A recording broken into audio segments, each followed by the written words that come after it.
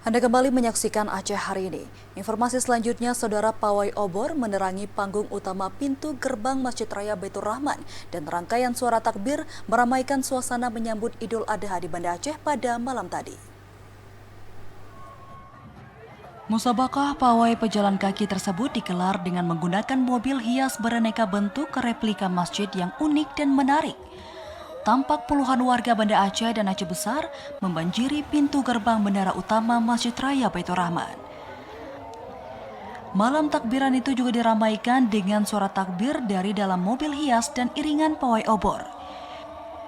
Dari sejumlah unsur Forkopimda Aceh yang hadir tercatat Asisten 1 Setda Aceh, PJ Wali Kota Banda Aceh, Imam Besar Masjid Raya Baitur Rahman, para kepala SKPA dan masyarakat.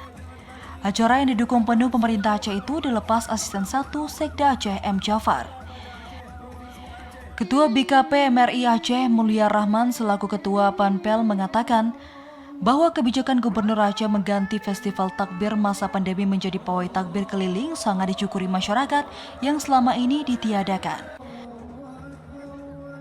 Yang pertama, kita sudah 3,5 tahun tidak melaksanakan festival musabakah takbir ini, sehingga malam ini menjadi malam yang sangat bahagia, sangat berbahagia untuk masyarakat Aceh, khususnya Banda Aceh yang besar, bisa melaksanakan kegiatan yang luar biasa ini, karena ini sangat dirindukan.